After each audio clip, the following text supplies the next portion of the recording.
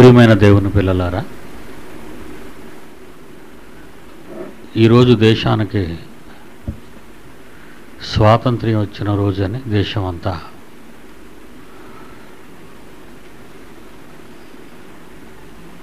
National ఫెస్టివల్గా, పండుగగా, దేశీయ పండుగగా జరుపుకుంటున్నారు. అయితే ఒక భారతీయునిగా నేను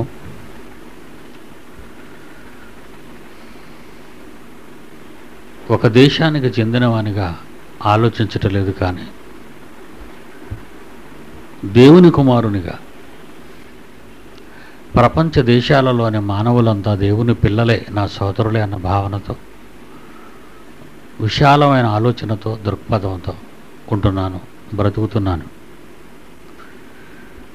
నేను భారతీయుడినని కానీ, భారతదేశం నా జన్మభూమిని కానీ,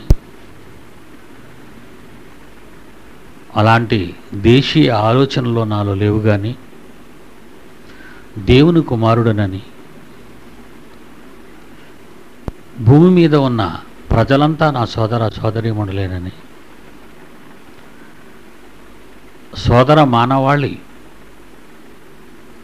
రక్షణార్థమై భూమి మీదకి వచ్చిన దేవుని కుమారుడనని మాత్రమే ఈ దేశ రాష్ట్రపతి అడిగినా నేను చెప్పే సమాధానం అదే.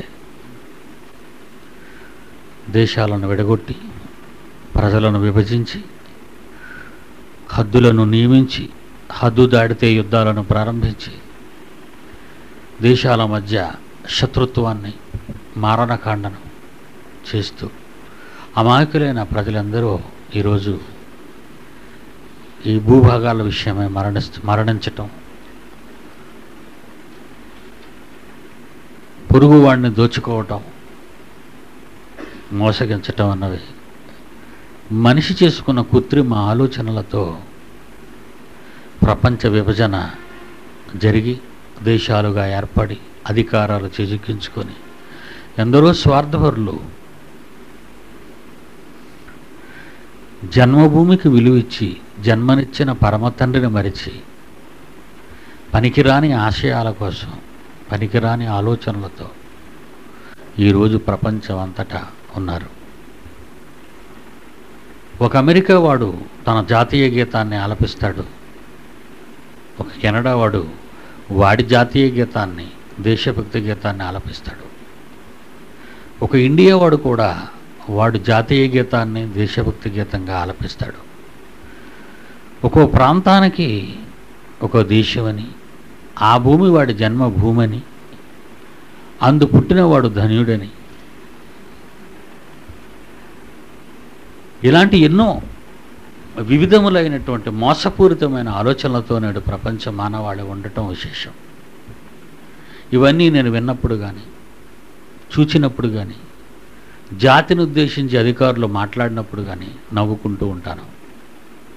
ఎందుకంటే వాళ్ళు తెలివి తక్కువ వాళ్ళు అని. ప్రియులారా, వీటన్నిటికీ కారణం మనిషి ప్రారంభం నుండి కూడా అనంతమైన దేవుని ఆలోచనలను మర్చిపోయి ఒక నూతులో కప్ప మాదిరిగా ఒక ప్రాంతానికి, ఒక వర్గానికి, ఒక దేశానికి ముక్కలై శత్రుత్వాలు పెంచుకుంటూ ఒకరి మీద ఒకరు అభండాలతో, అబద్ధాలతో, చివరికి మారణ కాండతో ఆ దేశాలు ఈరోజు, ఆ ప్రాంతాలు ఈరోజు తల్లడిల్లిపోతున్నాయి. భారతదేశము నా జన్మభూమి, భారతీయులంతా నా సోదరులే. పండితుడు, పామరుడు, దేశాధినేతలు మొదలుకొని ఎందరో డాక్టర్లు, ఇంజనీర్లు, ఐపీఎస్ ఆఫీసర్లు, ఐఏఎస్ అధికారులు వాళ్ళు చేసిన ప్రతిజ్ఞలండి, ప్రమాణాలు ఇవన్నీ కూడా. దీన్ని ప్రమాణ స్వీకారం అంటారు. మరి వాళ్ళు చేస్తున్నదంతా ఎంతవరకు సమంజసమో మీరు ఎప్పుడైనా ఆలోచించారా? ఈ మాటలు ఈ దేశాలతో, ఈ మాటలు ఈ ప్రజలతో మనం మాట్లాడితే వాళ్ళు జీర్ణించుకోగలరా? వాళ్ళు భరించగలరా? సహించగలరా? ఆలోచించండి. మనుషులు కల్పించిన చేసుకున్న చట్టాలు, వాళ్ళ నాగరికత వ్యవహారాలు ఈరోజు ప్రపంచంలో చూస్తుంటే హాస్యాస్పదంగా, ఏంటి వాళ్ళు చేసిన మీకు హాస్యాస్పదమా అంటే అవునండి, హాస్యాస్పదంగానే ఉంటాయి. ఎందుకంటే వీళ్ళకున్న జ్ఞానానికి అతీతమైనది బైబిలు.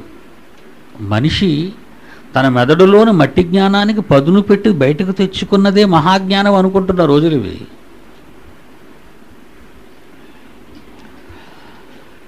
నిన్నటి దినాన్ని వేకువజామున 4:30 గంటలకు చటర్జీని ఊరి తీశారు, మీ అందరికీ తెలుసు. నిన్ననే అతని పుట్టినరోజు, నిన్ననే అతని చావు రోజు.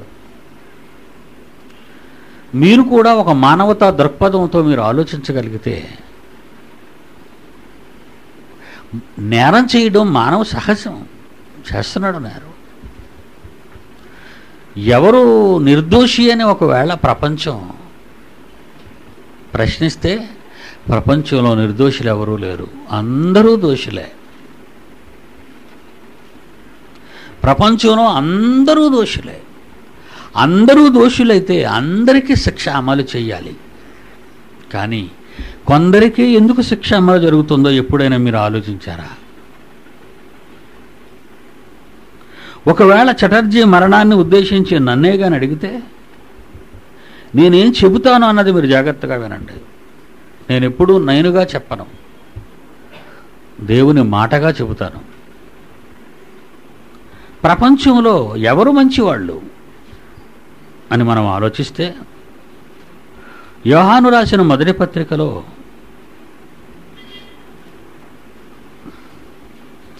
మొదటి అధ్యాయం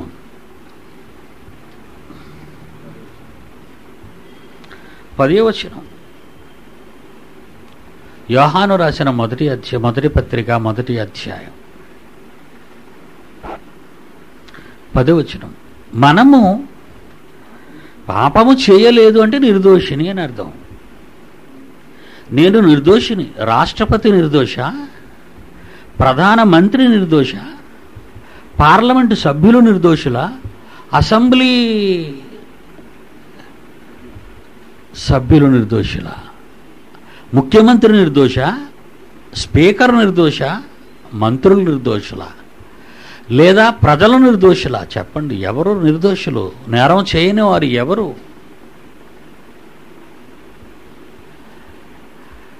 (420) అనే సెక్షన్ ఉంది ఇండియన్ పీనల్ కోడ్లో. 420 420 అంటారు దీన్ని. ఎక్కువగా అందరికీ అలవాటైన పదం ఇది. అంటే మోసగించటం, చీట్ చేయటం అన్నమాట. మోసగించడం అంటే ఇదిగో రూపాయి అని ఇచ్చి మళ్ళీ ఇవ్వకుండా జోబులు పెట్టడమే చీటింగ్. అబద్ధం ఆడుట నేరం. ఇవన్నీ తప్పులే, అన్నీ నేరాలే.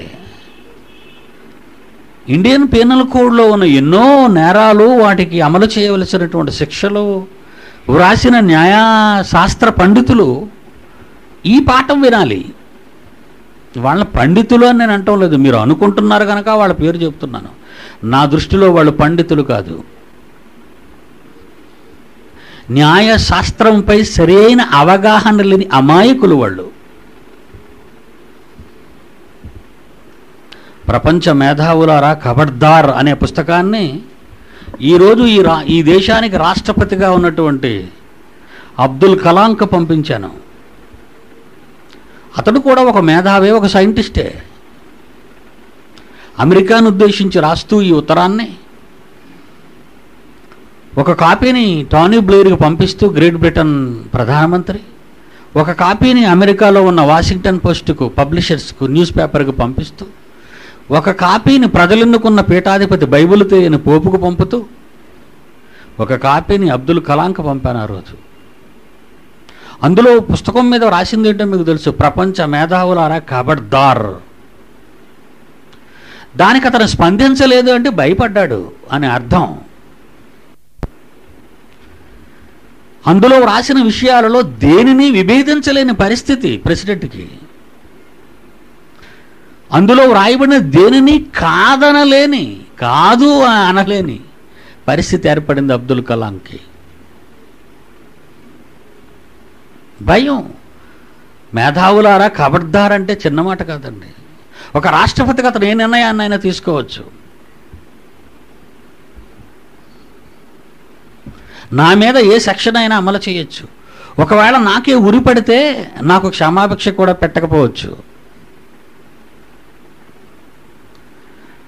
ప్రియులారా, వాస్తవాన్ని మాత్రం ఈ సమాజానికి చెప్పాలి. దట్ ఈస్ పిడి సుందర్రావు. మీరు అనుకున్నట్టుగా వీళ్ళందరూ చాలా చిన్నవాళ్ళు. వాళ్ళు పండితులు కాదు, వాళ్ళకు అందులో పాండిత్యం లేదు, అమాయకత్వం ఉంది. అమాయకత్వం. న్యాయశాస్త్రం అంటే ఏంటో, న్యాయ పరిధి అంటే ఏంటో ఈరోజు ఈ ప్రపంచానికి తెలియదు అంటున్నాను. నేను తెలియదు అంటున్నాను, తెలియదు అని. ఈ బైబిల్ దేవుడు తన మాటలు, తన మహాజ్ఞానంతో రాయించిన మాటలు. క్రిందటి లక్షవారం ప్రపంచంలో అతిపెద్ద అంతరిక్ష పరిశోధనా కేంద్రం నాసా, మీ అందరికీ తెలుసు.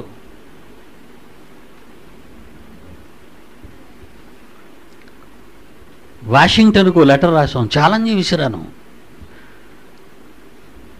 నాసా శాస్త్రవేత్తలకు, డియర్ సైంటిస్ట్స్ అని రాసి మొదలుపెట్టాను ఉత్తరాన్ని. ఎన్నో కోట్ల రూపాయలు అమాయక ప్రజల ధనాన్ని ఏవో పరిశోధనలని చెప్తూ అంగారకుడు అంటావు, గురుడు అంటావు, చంద్రుడు అంటావు. ఎందుకింత డబ్బును పాడు చేస్తున్నారు మీరు? పట్టెడు అన్నం లేక, కట్టుకోవడానికి జానెడు బట్ట లేక, ఉండడానికి గూడు లేక ప్రపంచంలో ఎందరో అలమటిస్తున్న ఈ రోజుల్లో దేశ ధనాగారాల్లో నుంచి కోట్లాది రూపాయలను, డాలర్స్ను తెచ్చి ఎందుకు మీరు ఈ తప్పుడు ప్రయోగాలు చేస్తున్నారు? దీనికి మునిపే నేను BBC CNN ఛాలెంజ్ విసిరాను, ప్రపంచంలోని శాస్త్రవేత్తలు ఎవరైనా ఉంటే రమ్మని. మరలా ఇప్పుడు డైరెక్ట్గా నేను మీకే రాస్తున్నాను. మానవ ఆయుష్కాలాన్ని మరికొంతకాలం పెంచుతా ఉన్న శాస్త్రవేత్తలు, భౌతిక శాస్త్రవేత్తలు కానీ,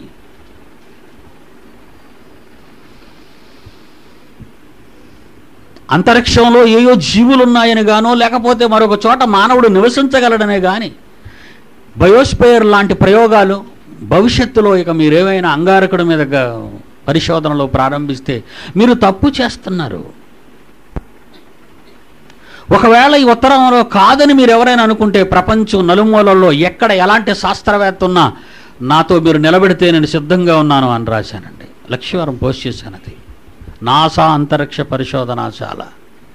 ఆల్ సైంటిస్ట్, ప్రపంచంలో అంత దమ్ములున్న మగాడు ఎక్కడా లేడు. నాకున్న బలం ఏంటని మీరు అనుకుంటున్నారా? చిన్ననాటి నుండి తల్లిదండ్రులు ఉగ్గుపాలతో పెంచిన మహాజ్ఞానం అండి బైబిలు. చదువుదాం బైబిల్ ఏమంటుందో.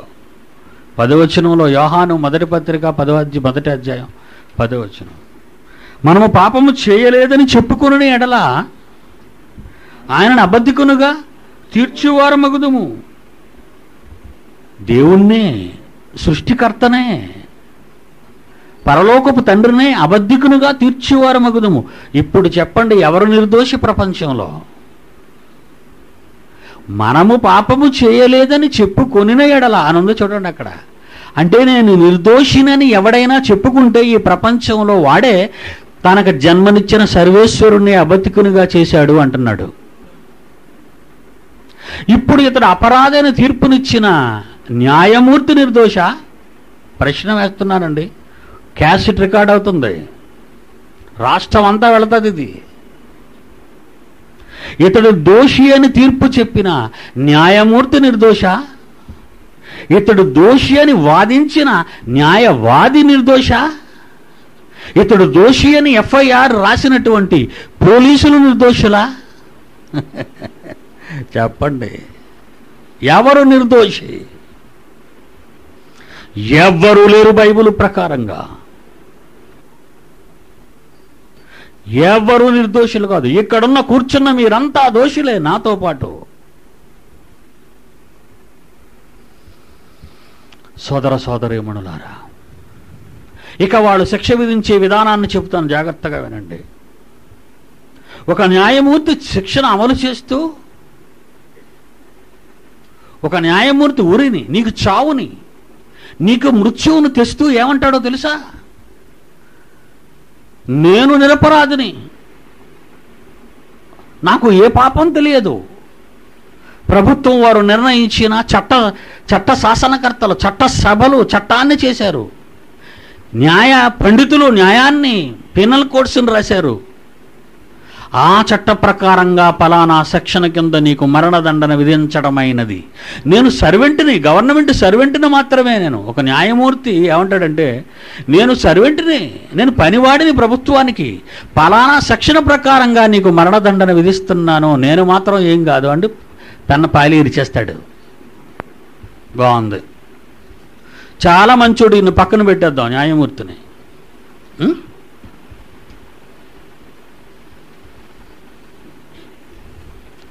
ఉరి తీస్తూ తలారంటాడు. ఉరి తీసిన తలారి, నాకే పాపం తెలియదు, నేను నిర్దోషిని, అమాయకుడును.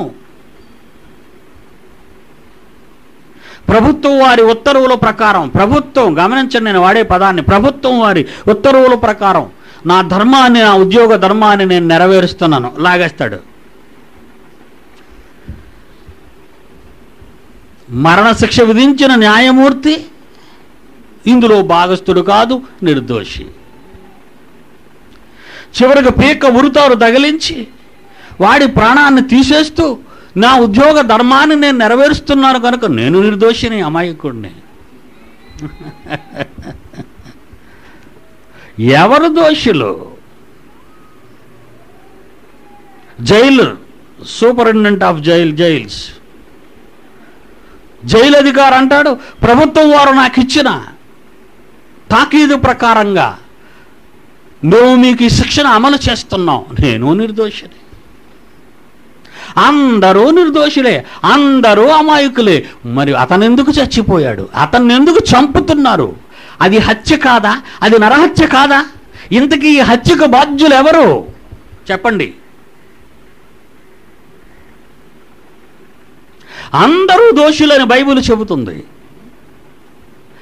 అందరూ దోషులు అయితే శిక్ష విధించే అధికారం ఒక్కరికే ఉంది. అదేంటో తెలుసా?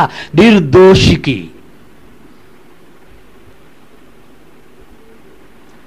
శిక్షను విధించే హక్కు ఒక నిర్దోషికే ఉంది. ఎవరు నిర్దోషులు ఈ ప్రపంచంలో చెప్పమనండి. నేను నిర్దోషిని, నేను పాపిని కాదు అన్న వ్యక్తి ప్రపంచంలో ఎక్కడా లేడు. ఒకవేళ ఈ స్వరం, ఈ క్యాసెట్ విన్న ఎవడైనా ఈ ప్రపంచంలో ఉంటే వాడు నా ముందుకు రావచ్చు. అందరూ దోషులే. అందరూ దోషులైతే ఆ దోషికి మరణదండన విధించే అధికారం ఎవరిచ్చారు?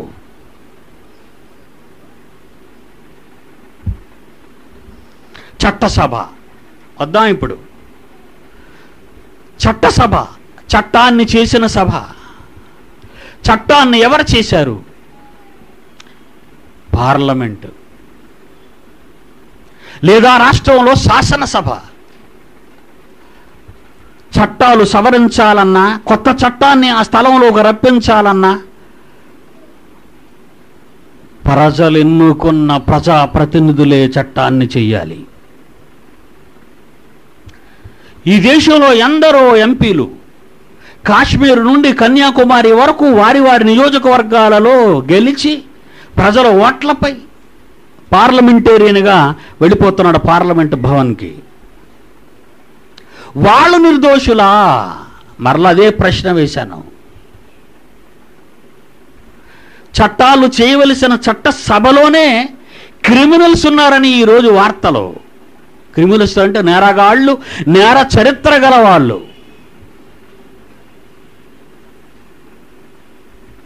నాకేం భయం లేదండి. పిడి సుందర్రావు భయపడ్డు, ఎవరికి భయపడడు ఎక్సెప్ట్ గాడ్. ఈ చట్టాలను చేసే చట్ట సభలలో ఉన్న పార్లమెంటేరియన్స్ అందరూ వీళ్ళు నిర్దోషులా?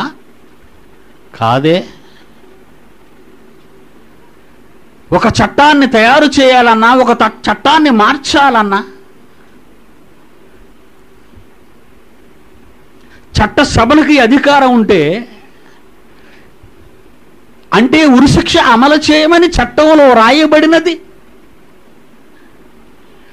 చట్టసభల తీర్మానం అన్నమాట. ఇది చట్టాన్ని తయారు చేసిన వాళ్ళు చావుకు చావు, మరణానికి మరణం అని ఒకనాటి చట్టసభ చేసింది ఈ చట్టాన్ని. లేదా అమెరికా, బ్రిటిష్ రాజ్యాంగంలోని వాటిని కాపీ కొట్టారా వీళ్ళు? ఎవరి చట్టసభ అంటే ప్రజలు ఎన్నుకున్నారు ఈ పార్లమెంటేరియన్స్ అందరినీ. అమెరికాలో ఒక డెమోక్రటిక్ పార్టీలో ఒకడు చట్టసభకు ప్రతినిధి కావాలన్నా, ఒక రిపబ్లికన్ పార్టీ అభ్యర్థి కావాలన్నా వాళ్ళు చట్టసభలకి ప్రతినిధులను అమెరికన్స్ ఎన్నుకుంటున్నారు. అలాగే ఇంగ్లీష్ వాళ్ళు ఎన్నుకుంటున్నారు, అలాగే భారతీయులు ఎన్నుకుంటున్నారు. అంటే ప్రజల చేత ఎన్నుకోబడిన ప్రజా ప్రతినిధులు ప్రజాప్రభుత్వం చేసి ప్రజా చట్టాన్ని చేశారే అమలు చేయటానికి. ఒక న్యాయమూర్తి ఒక హంతకుడికి శిక్ష విధిస్తూ ఈ నేరం నాది కాదు అంటున్నాడే, ఈ శిక్ష నేను వెయ్యటం లేదు అంటున్నాడే, పలానా సెక్షన్ ప్రకారంగా నీకు ఉరితీత అంటున్నాడే. చివరికి జైలులో అతనికి ఉరితాడు తగిలించే తలారి కూడా ఈ తప్పు నాది కాదు, నేను చేయటం లేదు, ప్రభుత్వం నాకు ఇచ్చినటువంటి అధికారాన్ని బట్టి నా ఉద్యోగ ధర్మాన్ని ఒక కూలివానిగా నా ధర్మాన్ని నెరవేరుస్తున్నానంటున్నాడే. క్షమాభిక్ష పెట్టలేని రాష్ట్రపతి నిరపరాధైతే, చట్టం ప్రకారంగా శిక్ష విధించిన న్యాయమూర్తే నిరపరాధైతే, ఒకడి ప్రాణం పెట్టలేని ప్రపంచంలో ఏ శక్తి, ఏ మనిషి, ఒక నిర్జీవమైన శవానికి ప్రాణం పోయలేని అసమర్థత కలిగిన ఈ ప్రపంచం ఒక ప్రాణాన్ని తీసే అధికారం వీరికి ఎవరిచ్చారు? అది అడుగుతున్నాడు సుందర్రావు. ఎవడిచ్చాడు వీరికి అధికారం ప్రాణం తీయమని?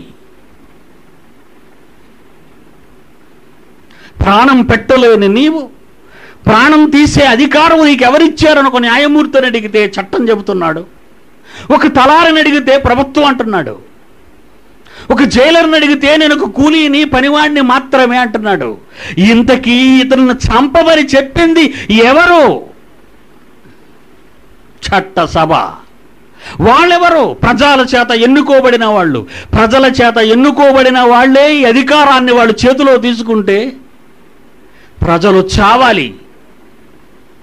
అంటే ఇక్కడికి వీళ్ళ వాదనలన్నీ విన్న తర్వాత, వీళ్ళ వాంగ్మూలాలన్నీ మనం విన్న తర్వాత ఈ ప్రపంచ మానవాళికి అర్థమయ్యేది ఏంటంటే ప్రజలే హంతకులు. అక్కడ న్యాయమూర్తి నిర్దోషి, ఇక్కడ న్యాయవాది నిర్దోషి, అక్కడ జైలరు నిర్దోషి, అక్కడ తలారీ నిర్దోషి. ఇంతకీ దోషి ఎవరోనో ఆలోచిస్తే అధికారాన్ని చేతికిచ్చి ఎంచుకొని చట్టసభలకు పంపించారే పరిపాలించమని. వాళ్ళు నిర్దోషులే చట్టం చేశారు. ఇంతకీ వాళ్ళకి అధికారం ఇచ్చింది ఎవరు? ప్రజలు. అంటే ఒక వ్యక్తిని మరణదండన విధించారు అంటే ఎవరంటే ప్రజలు. అంటే ఇంతకు ఆ నరహంతకుడైన చటర్జీని చంపిన వాళ్ళు ఎవరంటే మిగిలిన సోదరగణ నరహంతకులే. ఇదండి చట్టం, ఇది చట్టం. ఆలోచించండి. ప్రజలే హంతకులు, ప్రజలు ఒకరినొకరు చంపుకుంటున్నారన్నమాట.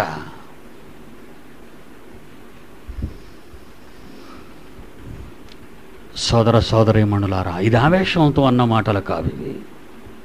ప్రపంచంలో ఉన్న వాళ్ళందరూ దోషులైతే చట్టం అందరికీ వర్తింపచేస్తే అందరూ ఏదో ఒక శిక్షతో నిండి శిక్షను కలిగి శిక్షను అనుభవించవలసి ఉంటే ఈ ప్రపంచమే ఒక సువిశాలమైన సెంట్రల్ జైల్. అందరికీ అమలు జరగవలసిన శిక్ష, అందరూ శిక్షను అనుభవించవలసిన వారై ఉండగా ఎవరో ఒకడు మాత్రమే ఎందుకు చావాలి? ఎవరో ఒక్కడు మాత్రమే ఎందుకు శిక్ష అనుభవించాలి? నిజంగా యేసుక్రీస్తు వారు మాట్లాడినప్పుడు అండి, మత గ్రంథమని పనికి మాలినవాడు ఒక ఫకీర్ అంటున్న మాటలు ఇవి. పనికి మాలిన వాడన్న మాటలు బైబిల్ మత గ్రంథం అని అన్నవాడు ఈజ్ ఎ ఫూల్. అర్థం కాదు. ప్రపంచంలో ఏ శాస్త్ర కోవిదుడునైనా సవాలు చేసి 30 ఏళ్లగా దిగ్విజయ యాత్ర చేస్తున్నాను, ఒక్కడు రాలేదు ఈ రోజు వరకు. భయం. వాడు రాసుకున్న శాస్త్రంతో ఎంతసేపు నా ముందు నిలబడగలడు వీడు? 2 క్షణాలలో వాడిని మట్టి కరిపిస్తాను.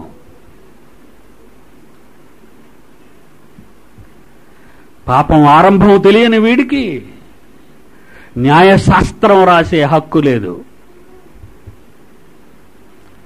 పాపం దోషం ఆరంభ స్థానం తెలియని వీనికి న్యాయశాస్త్రాలు రాసే అధికారాలు లేవు.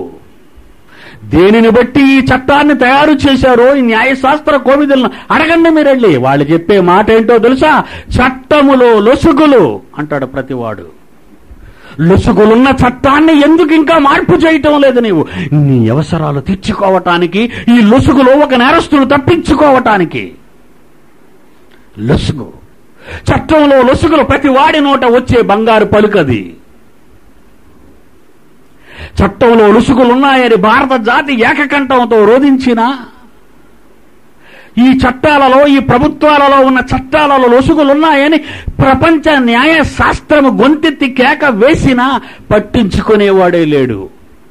లొసుగులున్న చట్టాలతో అమాయకులైన ప్రజలను ఎందుకు చంపుతున్నారు వీళ్ళంతా? లొసుగులున్న చట్టాలతో అమాయకులైన ప్రజల మీద ఎందుకు ఈ చట్టాన్ని అప్లై చేస్తున్నారు వీళ్ళంతా? మార్చరంత వరకు ఎందరో బలైపోతున్నారు. 100 మంది నేరస్తులు తప్పించుకున్నా పర్వాలేదట గాని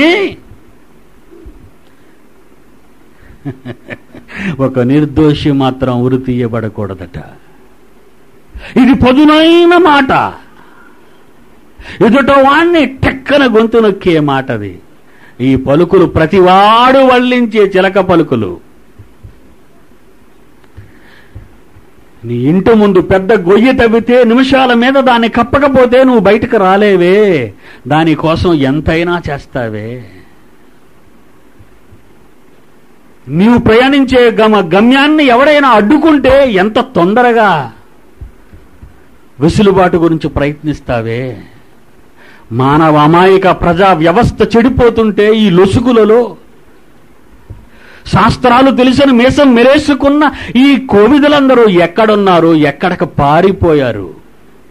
లొసుగులున్నాయంటున్నారే తప్ప ఎలా సరిచెయ్యాలన్నది వారికి తెలియకే కిమ్మనకుండా ఉన్నారు. ఇలాంటి వాళ్ళందరూ నా కాళ్ల దగ్గరకు వస్తే ఈ చట్టంలో లొసుగులు ఎలా తీయాలో చెబుతాను. మత్తయి సువార్త 5వ అధ్యాయం. యేసు బోధనలోని సారాన్ని మనం ఆలోచిస్తే ఎంత అద్భుతంగా ఉంటుందో ఆలోచించండి. ఒక పక్షి ఒక నేరేడు కాయను గాని, ఒక మర్రి పండును గాని, ఏదో చెట్టుకు సంబంధించిన ఏదో విత్తనాన్ని తిని దాని శరీరంలో దాన్ని జీర్ణించుకొని ఎక్కడికో ఎగిరిపోయి ఎక్కడో మూత్ర విసర్జన చేస్తుంది. అది ఒక గోడ కావచ్చు, కోట గోడ కావచ్చు, కోట గుమ్మం కావచ్చు, నీ ఇల్లు కావచ్చు, నీ ప్రహారీ గోడ కావచ్చు, సువిశాలమైన ఏ ప్రాంతంలోనైనా అది విసర్జన చేస్తుంది. దాని కడుపులోకి వెళ్ళి అరిగిపోయిన ఆ గింజ ఎక్కడో పడిన తరువాత చెమ్మల తగలగానే వేరు ప్రారంభం అవుతుంది. వేరు బయటికి రాదు, ముందు భూమిలోకి వెళుతుంది. ఏ మొక్కకైనా వేరు ముందు బయటకు రాదు, భూమిలోకి. అది ఎవ్వరికీ కనిపించదు. అది ఎవ్వరికీ కనిపించిన దశలో జరిగిపోతుంది. మానవ నేత్రాలకు అంతు పట్టని పరిస్థితులలో అది భూమిలో పడి వేరు తన్ని నేలలోకి క్రింది భాగానికి దూసుకు వెళుతుంది. తరువాత బయటకు వస్తుంది మొలక. ఇది నీకు తెలిసిన పచ్చి నిజం. కంటికి కనబడలేని తల వెంట్రుక లాంటి అతి సన్నని రూపంలో కనబడక మట్టిలో భూమి లోతుకు వెళ్ళటానికి ప్రయత్నిస్తుంది వేరు. తరువాత మొలక కొన్ని దినాలకు బయటపడుతుంది. మొలకొచ్చినంత వరకు అక్కడేదో మొక్క పుడుతుందన్న సంగతి ఈ సమాజానికి అర్థం కాదు. యేసు మాటలో ఎన్ని పరమార్థాలున్నాయో, ఎంత మహాజ్ఞానం ప్రబోధించాడో ఒక్కసారి మత్తయి సువార్త 5వ అధ్యాయం 27వ వచనం నుంచి చూడండి. వ్యభిచారము చేయవద్దని చెప్పబడిన మాట మీరు విన్నారు కదా. నేను మీతో చెప్పినదేమనగా, ఒక స్త్రీని మోహపు చూపుతో చూచు ప్రతివాడు అప్పుడే తన హృదయమందు ఆమెతో వ్యభిచారము చేసినవాడు అగును. వ్యభిచారం ఎప్పుడు జరిగింది, ఎక్కడ జరిగింది, ఎలా జరిగిందో చెబుతున్నాడండి దేవుడు. ఇది మానవుడికి అర్థం కాని విషయం. మనుషుడు తన మట్టి జ్ఞానంతో జీర్ణించుకోలేని నిజం. నీ చూపులో తేడా, నీ కనుగుడ్లు సైగలలో తేడా కనిపించింది ఆయనకి. నీ మనసులోని మాట, నీ మూలుగులను, నీ నరములను, నీ ఆలోచనలను, నీ మెదడును, నీ తలంపులను ఛేదించిన దేవుని మాటిది. నీకేం తెలుసు బోడి? నీకు తెలియదు. ఒక స్త్రీని చూడగానే వాడి మనసులో ఒక విత్తనం పడింది. అది మోహపు చూపు. ఆ గింజ వాడి హృదయములో, వాడి మనస్సులో వేళ్ళు తన్నింది. అలా అది వేరు తన్ని తన్ని తన్ని ఒకరోజు కాపు కాశాడు. అనుకున్న దానికోసం ఆమెను చెరిచాడు. పరిస్థితుల కోసం ఆమెను చంపేశాడు. మరణదండన ఖాయపరిచింది ఇండియన్ పీనల్ కోడ్. కానీ నేరం ఎక్కడ ఆరంభమైంది? ఈ చట్టానికి తెలియనిది, ఈ ప్రపంచ న్యాయ కోవిదులు అనుకున్న అమాయకులకు తెలియని నిజం ఇది. ఈ ప్రారంభం ఒక స్త్రీని చూడగానే ఎప్పుడో ఎక్కడో వాడి మనస్సులో, బయటకు అందరూ పెద్ద మనుషులే.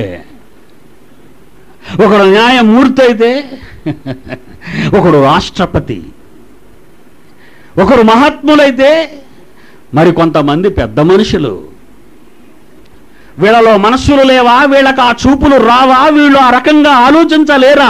నేను అలా ఆలోచించను అని చెప్పుకునే నిర్దోషి ఎవడు ఈ ప్రపంచంలో? ప్రపంచంలో ఉన్న వాళ్ళంతా ఆలోచనలు చేయగలరు. అది బయటకు కనిపించవు, ఏ చట్టానికి కనిపించదు, ఏ పోలీసులకు, ఏ సిబిఐ వాళ్లకు అందనంత పరిస్థితుల్లో, లోతుల్లో ఉన్నదా ఆ పచ్చి ఘోరమైన నేరం. ఆ స్త్రీని మోహపు చూపుతో చూడటం. దాన్ని ఏ చట్టం అరికట్టగలదు? దాన్ని ఏ చట్టం పట్టుకొనగలదు? దాన్ని ఏ వ్యవస్థ బంధించగలదు? దాన్ని ఏ 4 గోడల మధ్య బంధించగలవు? అది రాకుండా చెయ్యాలి. అది రాకుండా చెయ్యాలి. ఆ ఆలోచనే ఆ మనసుకు రాకుండా చెయ్యాలి అంటే ఈరోజు సెన్సార్ బోర్డు ఇస్తున్నటువంటి ఆ సర్టిఫికెట్లు చూడండి. ప్రతి సినిమాలో బూతుతో ఉన్న మాటలు, బూతుతో ఉన్న కార్యక్రమాలు, ఇంట బయట థియేటర్లలో, టీవీలలో, నెట్వర్క్లో, మీడియాలలో అర్ధరాత్రి మసాలాలంటూ చెత్త చెత్త మాటలు చెప్పి అమాయకమైన ప్రజల కుటుంబాలలో ఈ టీవీల ద్వారా ఎన్ని పనికిరాని కార్యక్రమాలన్నీ ప్రసారం చేయటానికి ఈ ప్రభుత్వం అంగీకరించింది. సినిమాలలో భయంకరమైన పరిస్థితులు, సన్నివేశాలు. ఇందులో చూడండి, వైలెన్స్, నరుకుకోవడం, చంపుకోవడం, పొడుచుకోవడం, రక్త తర్పణ. సమాజంలో ఇవన్నీ జరగడానికి ఎవరు కారణం? ఎక్కడో ఏదో మూల ఏదో జరిగింది అనుకునే రోజులు కావివి. ఎక్కడ ఏ మూల ఎలా జరిగిందో అన్నది ప్రజలకు కళ్ళ కట్టినట్టుగా చూపించటంలో వాడిని చేయమనా, వాడిని చేయకూడదనా? రాజీవ్ గాంధీ చనిపోక ముందే ఆ తరహా సినిమా ప్రపంచంలో విడుదలైంది. కనుకనే అదే పద్ధతిలో రాజీవ్ గాంధీని చంపింది. ఆలోచించండి. సెన్సార్ వాళ్ళు అధికారం ఇచ్చింది, సెన్సార్ బోర్డు వాళ్ళకి ప్రభుత్వం ఏమని అధికారం ఇచ్చింది? ఎవడో నిర్మాత కోట్ల రూపాయల లాభాల కోసం ప్రజల మనస్సులను రెచ్చగొట్టి పసి హృదయాలను మరోవైపు మళ్లించటానికి ఈ తప్పుడు చిత్రాలను చిత్రీకరిస్తున్నప్పుడు ఇది మానవ సమాజం మధ్యకు వెళితే మంచి చెడు తెలియని అమాయకులు ఎలా మారిపోతారో వాడి మనసు ఎలా చెడిపోతుందో అని ఎందుకు ఈ ప్రభుత్వం ఆలోచించటం లేదు? ఎందుకు ఈ చట్టసభలు ఆలోచించటం లేదు? ఎందుకు ఈ ప్రజానాయకులు ఆలోచించటం లేదు? ఎందుకు ఈ సెన్సార్ బోర్డు ఆలోచించటం లేదు? ఒక స్త్రీని మోహపు చూపుతో చూచినప్పుడే అప్పుడే ఆ స్త్రీతో తన హృదయమందు వ్యభిచరించుచున్నాడు. లోపల కమిట్ అయిపోయాడయ్యా నేరానికి. హృదయంలోనే నేరం చేసేశాడు. వాడు మనసే చెడిపోయింది, వాడి ఆరంభమే చెడిపోయింది. ప్రాక్టికల్గా పెట్టినప్పుడు కదా చట్టం వచ్చింది. ప్రాక్టికల్గా వాడు అమ్మాయిని చెరిపినప్పుడు కదా చట్టం పట్టుకుంది. కానీ వాడు అలా చెడిపోవటానికి, ఈమెను ఇలా చెరచటానికి కారణం ఈ వ్యవస్థ, ఈ పరిస్థితులు. ఈ పరిస్థితుల్లో వాడు పెరిగాడు. అదే జీవన్ చెప్పాడు, పాపంలో నా తల్లి నన్ను గర్భాన ధరించింది, పాపంలో నేను పుట్టాను అంటే తల్లి పాపం చేసిందని కాదయ్యా. అతను పుట్టినప్పటికీ వ్యవస్థ కుళ్ళిపోయింది. అతను పుట్టినప్పటికీ తన చుట్టూ ఉన్న సమాజం చెడిపోయింది. చెడిపోయిన సమాజంలో ఎందుకు చెడిపోయావని అడిగే ముందు ఈ సమాజం ఎందుకు చెడిపోయిందో ఈ వ్యవస్థ ఆలోచించాలి, ఈ చట్టం ఆలోచించాలి, ఈ న్యాయ కోవిదులు ఆలోచించాలి, ఈ న్యాయస్థానాలు ఆలోచించాలి. అర్ధనగ్నాలతో ఎక్కడ చూసిన గోడల మీద భయంకరమైన పోస్టర్లు వేసినప్పుడు ఏం చేస్తుంది ప్రభుత్వం? భయంకరమైన సినిమాలు, బూత్ సినిమాలను చిత్రీకరించి అమాయకమైన యువతరాన్ని నాశనం చేస్తుంది. ఏం చేస్తుంది ప్రభుత్వం? ఏమీ చెయ్యని నీవు నేరం చేసిన తరువాత ఇతడి నేరస్తుని పట్టుకుంటున్నావే. ఆ నేరం చెయ్యడానికి వెనక జరిగిన అంతర్భాగాన్ని, అండర్ వరల్డ్, ఈ భయంకర కార్యక్రమాన్ని ఎందుకు ఈ ప్రపంచంలోని ప్రభుత్వాలు అరికట్టలేకపోతున్నాయి? వేరుగా ఉన్నప్పుడే అది తెంచేస్తే, భూమిలో తల వెంట్రుకలో కవరికి కనబడకుండా మొలకగా ఆరంభమైనప్పుడే దాన్ని నువ్వు పీకి పారేస్తే ఈ నేరం జరగదు. ఒక స్త్రీని మోహపు చూపుతో చూచు ప్రతివాడు అప్పుడే తన హృదయమందు ఆమెతో వ్యభిచరించుచున్నాడు. జరిగిపోయింది ఇంటర్నల్గా ఎప్పుడో, తరువాత ప్రాక్టికల్గా చేశాడు. ఇలా ఇంటర్నల్గా ఎంతమంది నేరస్తులు ఈ సమాజంలో ఉన్నారో వాళ్ళందరినీ ఈ న్యాయస్థానాలు పట్టగలుగుతున్నావా? ఈ పోలీసు వ్యవస్థ పట్టగలుగుతున్నదా? ఈ చట్టాలు వాడికి శిక్షణ విధించగలుగుతున్నాయా? ఎవరు దోషులు, ఎవరు నిర్దోషులు చెప్పండి. ఆవేశంతో మనస్సును నిలుపుకోలేక ఒక క్రూర మృగంలా రెచ్చిపోయి వాడు ఆ అమ్మాయిని చెరిచాడు. అలా చెరచడానికి వాడిని ప్రేరేపించిన శక్తి ఈ వ్యవస్థ. ఈ వ్యవస్థను చెరిపింది దుష్ట శక్తి. దానిని బంధించగలవా? దానిని బంధించే స్తోమత లేని చేతగాని నీకు, దానికి బలైపోయిన నీ సోదరుని చంపే అధికారం నీకెవరిచ్చారు? ప్రాణం పెట్టలేని నీవు ప్రాణం తీసే అధికారం నీకు లేదు. దేవుని పిల్లలారా, ఆలోచించండి.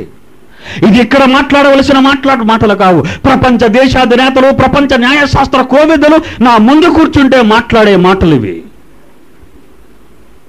వ్యవస్థను సరిదిద్దలేని చేతగాని నీవు శిక్ష విధించే శక్తి నీకు లేదు. అది ఒక్క దేవునికే. అది నీకు జన్మనిచ్చిన నీ పరలోకపు తండ్రికే ఆ శక్తి.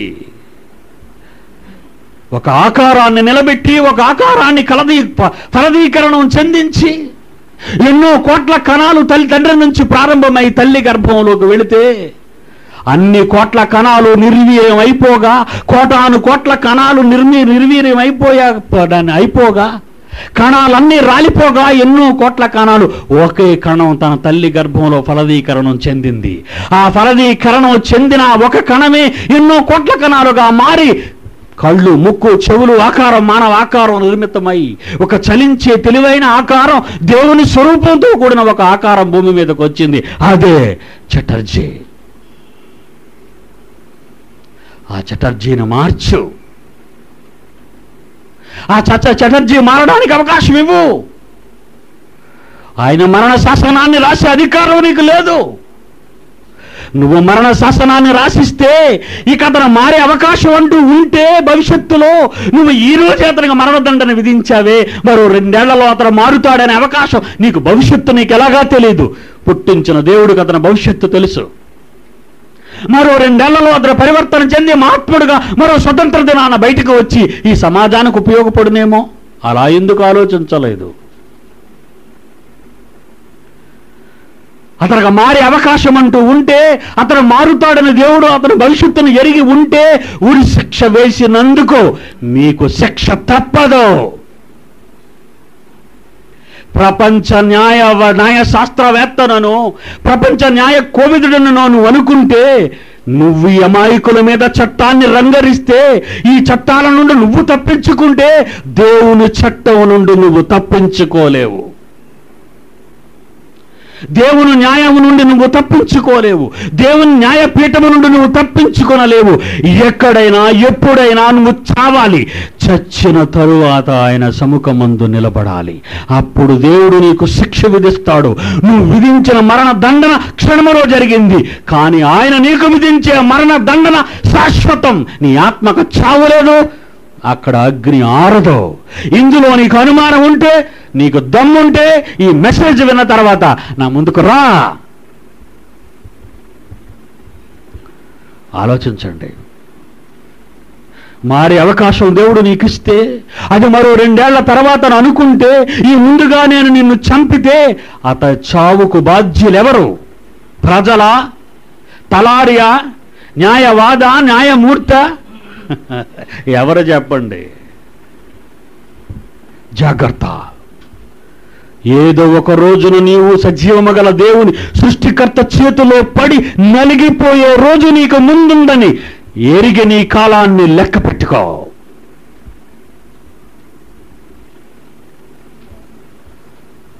కళ్ళు మూసుకోండి.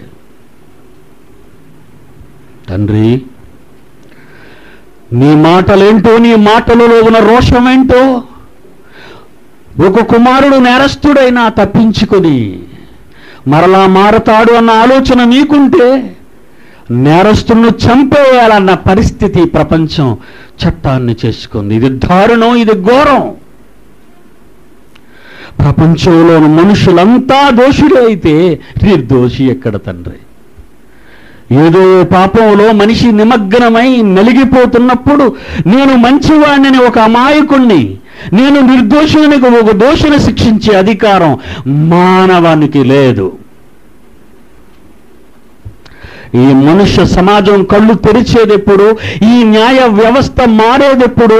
ఈ చట్టంలో లొసుగులు చరిచేసేదెప్పుడు తండ్రి? ఆమేన్. మేమంతా భారతీయులం, భారతదేశంలోని ప్రజలంతా సహోదరులని ప్రమాణాలు చేసిన ఎందరో పెద్దలు ఈరోజు నేరగాళ్ల చరిత్రలో ఉన్నారు. లంచాలతో, దోపిడీలతో మానవ వ్యవస్థను దోచుకుంటూ ఈ దేశాన్ని మలినం చేస్తున్నారు. తండ్రి, ఈ దేశాన్ని కాపాడు. తండ్రి, ఈ దేశాన్ని కాపాడు.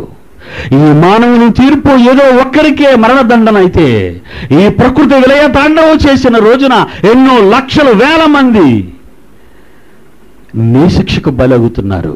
అది ప్రకృతి వైపరీత్యమని అమాయక ప్రపంచం అనుకుంటున్న చిన్ని మిడిమిడి జ్ఞానం తండ్రి. మానవుడు రెచ్చిపోయి రేగిపోయి భయంకరమైన మారణాయుధాలతో, ప్రపంచంలో గుట్టలుగా ఉన్న ఈ బాంబులతో, మాకున్న ఈ భూమండలాన్ని, నీవిచ్చిన ఈ చక్కని సృష్టి కార్యక్రమాన్ని కొన్ని 100 సార్లు తగలబెట్టి మానవ కృత్రిమ జ్ఞానంలో నుంచి వచ్చిన ఎన్నో అగ్ని బాణాలు, బాంబులు సిద్ధంగా ఉన్నాయి మండించటానికి. వాడికి వాడే మంట పెట్టుకునే రోజు తెచ్చుకున్నాడు. వాడి పాపాలు పరిపక్వమై నాశనానికి పోవడానికి సిద్ధపడుతుంది ఈ ప్రపంచం. ఈ మట్టి మెదడికి మహాజ్ఞానాన్ని అందించండి తండ్రి. ఈ దేశాన్ని కాపాడండి, ఈ ప్రపంచాన్ని కాపాడండి. పాపం పెచ్చిరేగిపోయి దుష్టశక్తి చేష్టలో మానవుడు చిన్ననాటి నుండి అలవాటు చేసుకొని సమాజానికి దేవుడుగా కాక సమాజానికి దయ్యంగా మారిపోతున్నాడు. యేసు బోధనలో ఉన్న మహాసారాన్ని, ప్రేమతత్వాన్ని ఈ ప్రపంచానికి చూపించండి తండ్రి. యేసు నామాన్ని ప్రార్థన అడుగుచున్నాము తండ్రి. ఆమేన్.